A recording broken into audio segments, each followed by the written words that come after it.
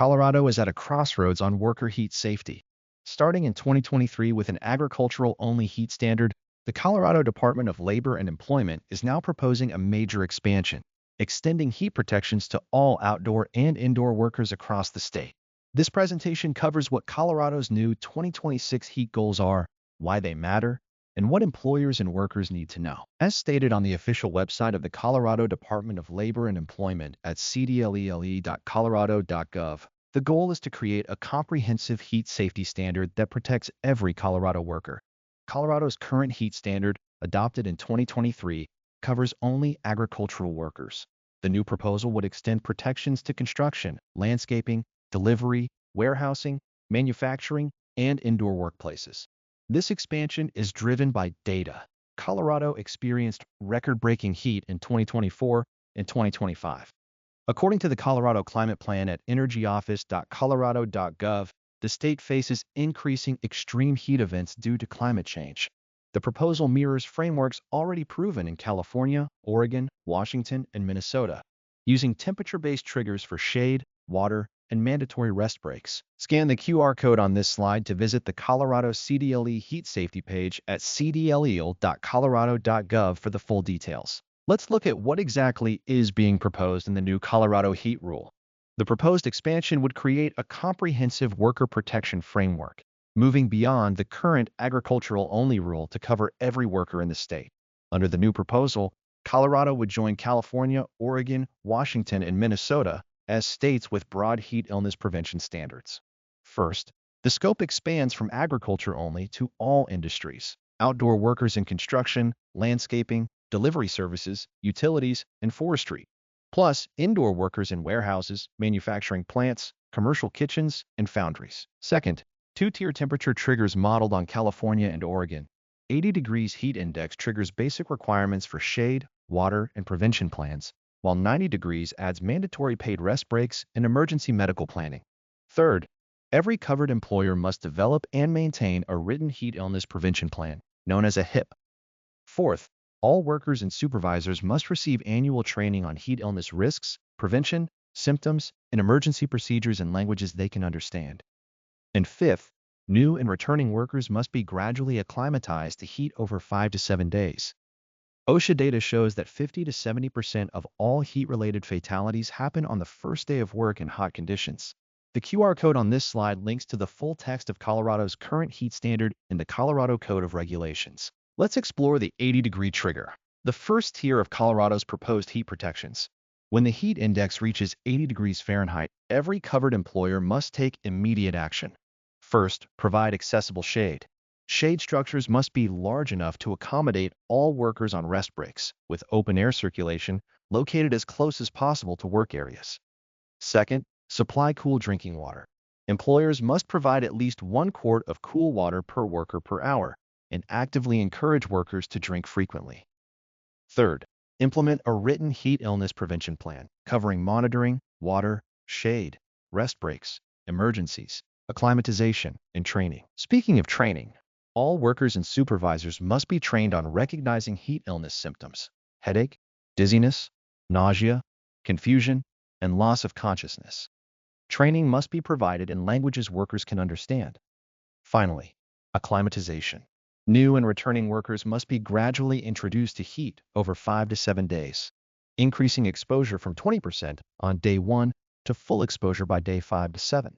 This dramatically reduces heat illness risk. The QR code on this slide links to NIOSH heat stress guidance at cdc.gov for more information. Now let's look at the 90-degree trigger, the high heat threshold where Colorado's proposed protections become significantly stricter. When the heat index reaches 90 degrees, all of the 80-degree protections continue, plus new mandatory requirements kick in. The most important addition: mandatory paid rest breaks. Every worker must receive at least 10 minutes of paid rest break every 2 hours when the heat index is 90 degrees or higher. This is the minimum floor. Employers must provide longer or more frequent breaks if conditions warrant. These rest breaks cannot be combined with meal periods. Employers must also develop a written rest break schedule for each shift, posted where all workers can see it. Enhanced observation and monitoring is required through supervisor monitoring, a buddy system, or regular self-check protocols. Any worker showing signs of heat illness must be immediately relieved and provided with shade and water. Emergency procedures are enhanced. If emergency medical services cannot reach the worksite within 15 minutes, a first aid trained employee must be on site. Here is a critical point. Colorado's proposed rule uses the heat index, not just air temperature, to determine the trigger.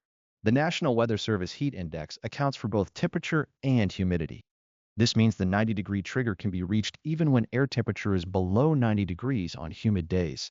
Employers must use the heat index, not a simple thermometer. The QR code on this slide takes you to the National Weather Service Heat Index page at weather.gov. Why does Colorado need new heat goals? Because the data is clear. Colorado is heating up fast. According to the National Oceanic and Atmospheric Administration, Colorado experienced its hottest meteorological summer on record in 2024, with multiple extreme heat events pushing temperatures above 100 degrees in Denver, Colorado Springs, Grand Junction, and Pueblo. Extreme heat kills more Americans than all other weather disasters combined. The CDC reports over 1,200 heat-related deaths annually in the United States, more than floods, hurricanes, and tornadoes combined. Outdoor workers face disproportionate risk. Agriculture workers alone face 35 times the heat death risk of the general workforce. Colorado's climate is projected to get even hotter. According to the Colorado Climate Plan at energyoffice.colorado.gov, the state is expected to experience over 30 additional days above 90 degrees by 2050 compared to the 1980 to 2010 baseline. Heat-related productivity losses cost the U.S. economy an estimated $100 billion annually. Worker compensation claims for heat illness are rising rapidly in Colorado. And currently, Colorado protects only agricultural workers, leaving construction, landscaping, delivery, and indoor workers without specific heat protections. The QR code on this slide takes you to the CDC's Extreme Heat page at cdc.gov for more information on the health impacts. Colorado employers need to start preparing now for the new heat rules. Even though the expanded rule is still in the proposal phase, the direction is clear. Let's walk through the 6 key requirements that will apply to every covered employer. Number 1. Monitor the heat index. Use the free OSHA NIOSH Heat Safety app or local weather data. Records must be kept for at least 30 days. Number 2. Provide shade and cool water. Shade structures sufficient for all workers, and at least 1 quart of cool water per worker per hour. Both must be close to work areas. Number 3. Implement a written heat illness prevention plan. This plan must cover monitoring, water, shade, rest breaks, emergency response, acclimatization, training, and record keeping. Number 4. Train all workers and supervisors annually on heat illness risks, symptoms, prevention, and emergency procedures. Training must be in languages workers can understand. Number 5. Provide paid rest breaks at 90 degrees heat index. At least 10 minutes of paid break every 2 hours in shade with water. A written rest break schedule must be posted. And number 6. Keep records for 3 years. This includes the HIP, training logs, rest break schedules, heat index logs, and acclimatization records. The QR code on this slide links to OSHA's heat exposure page at osha.gov for comprehensive guidance. As a Colorado worker, you have strong legal rights under the proposed expanded heat standard. Let's be clear about what you are entitled to. First, you have the right to shade and cool drinking water whenever the heat index is 80 degrees or above. Your employer cannot deny these basic protections or retaliate against you for requesting them. Second, at 90 degrees heat index, you are entitled to paid rest breaks of at least 10 minutes every 2 hours in shade with cool water. You cannot be forced to skip these breaks or work through them. Third, you have the right to report violations confidentially to the Colorado Department of Labor and Employment without fear of retaliation. Colorado law protects workers who report safety concerns. Retaliation is illegal. If you experience retaliation for reporting a heat safety issue, you can file a complaint within 30 days. Penalties for retaliation can include reinstatement with back pay and punitive damages. For employers needing help, free confidential consultation is available from the CDLE without fear of citations or penalties. The QR code on this slide takes you to the CDLE complaint page where you can file a confidential report. How does Colorado's proposed expansion fit into the national picture? Currently, only 5 states have their own OSHA-approved state plans with permanent heat standards. The others are California, which has had a heat standard since 2005, Washington, Oregon, and Minnesota. Colorado's 2023 rule covers only agricultural workers, but the 2026 proposal would bring it in line with California, Oregon, and Washington. Federal OSHA proposed a national heat standard in 2024. The proposed rule closely mirrors the two-tier structure with 80 and 90-degree triggers, shade, water, and rest break requirements. Colorado's unique geography, with intense front-range sun and high-altitude UV exposure, creates heat stress even in moderate temperatures. Indoor workplaces like warehouses and factories also face significant heat risks that the current rule does not address. Without federal heat rules, workers in 45 states rely on the General Duty Clause, which is vague, hard to enforce, and offers no specific temperature triggers. A national standard would level the playing field and ensure every U.S. worker has the same basic protections. The QR code on this slide links to the federal OSHA heat rulemaking page, where you can read the proposed rule and submit comments. Non-compliance with Colorado's proposed heat standard would carry serious consequences. The CDLE would have authority to conduct workplace inspections, investigate complaints, and issue significant penalties. A serious violation, issued when an employer knew or should have known about a hazardous heat condition, carries a maximum penalty of $15,625 per violation. A willful or repeat violation, when an employer intentionally disregards the rules, carries a maximum penalty of $156,250 per violation.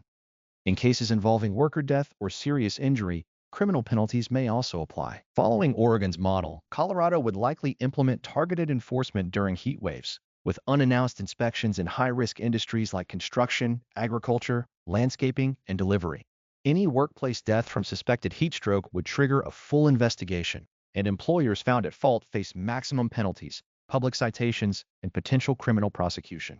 Worker retaliation is also severely punished. An employer who retaliates against a worker for reporting heat violations can be ordered to reinstate the worker with back pay punitive damages, and face additional OSHA penalties.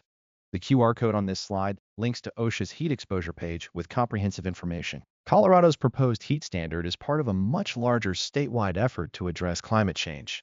The Colorado Climate Plan sets ambitious goals, reducing greenhouse gas emissions by 26% by 2025, 50% by 2030, and 90% by 2050. Extreme heat resilience is a core component of the plan. Colorado is investing in urban tree canopy expansion, cool roof programs, and reflective pavement in Denver, Colorado Springs, and Aurora to reduce temperatures in heat-vulnerable neighborhoods. The proposed heat standard is framed as a climate adaptation measure, protecting Colorado's workforce as the state experiences more frequent and intense heat waves. Environmental justice is central to this effort. Low-income neighborhoods and communities of color face significantly higher heat exposure due to less tree cover and more paved surfaces. The heat standard proposal includes provisions targeting these disparities. Colorado's increasing wildfire risk is also connected to extreme heat and drought. Worker heat protections are critical for firefighters, utility workers, and emergency responders who work in extreme conditions during wildfire season. The QR code on this slide links to the Colorado Climate Plan at energyoffice.colorado.gov for the full details. Let's summarize everything you need to know about Colorado's new heat goals for 2026. Tier 1 begins at 80 degrees heat index. Employers must provide shade, cool drinking water, a written heat illness prevention plan, worker training, and acclimatization for new workers. Tier 2 begins at 90 degrees heat index. All Tier 1 protections continue, plus mandatory paid rest breaks of at least 10 minutes every 2 hours, a written rest break schedule, enhanced monitoring, and emergency medical response planning. 6. Essential employer requirements. Monitor the heat index, provide shade and water, implement a written HIP, train all workers, give paid